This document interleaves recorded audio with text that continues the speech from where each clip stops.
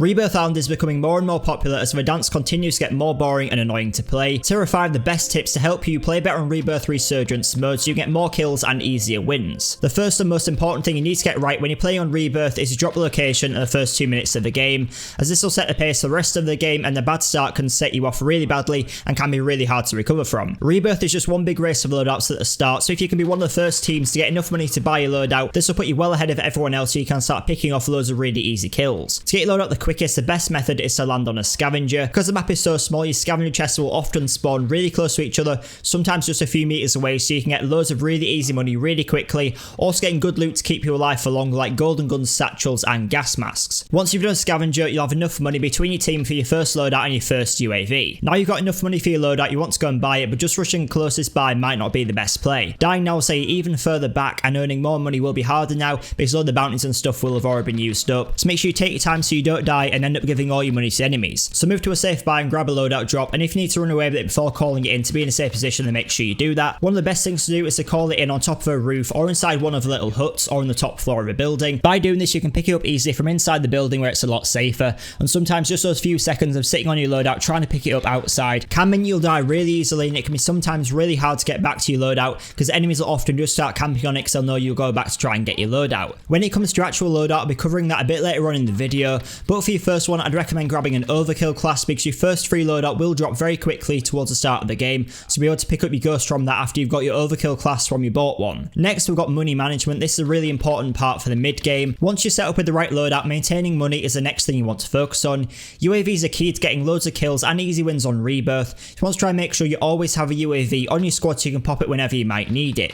To keep money high, hunting down bounties can be great, and supply runs can also be super easy. A supply run will often spawn on the closest buy, so if there's a few in one spot, one player can pick them all up and the other can stand on the buy, collecting all the free cash and getting free UAVs. This is a super easy way to get loads of money and loads of UAVs to set you up so you can start pushing more players more confidently. Next we've got playstyle, which is another important part you need to focus on in the mid game. Your playstyle does depend on what you're trying to do because not everyone takes Rebirth seriously. You just want to drop in, get loads of kills, and you aren't too bothered about whether they win the game. So if this is you want to be dropping around the main prison area at the top of the hill. This is where loads of fights are always going on, and you can see most of the parts of the map from there, so if you're using a sniper or a really good assault rifle, you can pick off loads of really easy long range kills. For the easiest wins though, you want to be playing back a little bit, sticking to the outer edge of the zone, circling around the edge of the zone and waiting on the edges for the players to get pushed in by the gas. This way you get those easy kills so you can hold those good positions, wait for them to come to you. You'll still get a lot of kills and you'll be more likely to get the easy wins because you won't be getting in those dangerous situations. Calling in loads of UAVs and pushing the lone squads when they are just camping in places like Control Center or the big green building at Living. These are really easy team wipes you can get as long as you push confidently as a team using your stuns and grenades and stuff like that. You can easily catch these camping squads, which will get you loads of really easy cash and ammo so you can keep on pushing more squads. Obviously this does depend on how good you are. If you are insane, you can always just play up at the top of the prison, getting loads of kills and getting the win as well. But if you want to get those easier wins, playing the edge of zone is a much better method, pushing those lone squads where you won't get third partied as easily. For the loadouts, I'm going to be going through 2 best types of class you want to be running with an example for each. The first loadout and the most reliable one you want to be running, which is the best on Rebirth Island to get the most kills and the easiest wins, is long range assault rifle and an SMG. This covers all situations, means you won't get caught out because both guns can be used in any situation.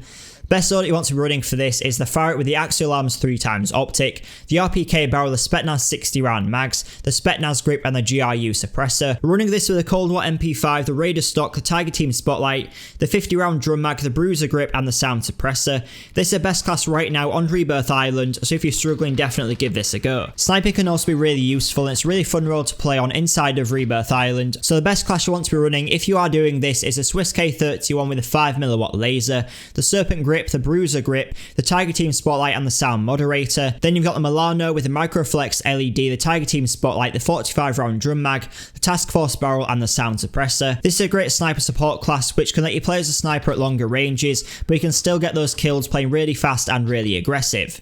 So this has been my 5 best tips for Rebirth Island. If you want to see more videos just like this one, make sure you are liking and subscribing. Let me know in the comments if you want to see more videos just like this one, more tips for Rebirth Island or anything more specific of Rebirth Island in general. And if you want to see more of my videos, check them out on screen. Now I've got gold guides for loads of the weapons inside of Call of Duty Cold War and Warzone, so make sure you check those out if you are interested. But thanks for watching and I'll see you in the next video.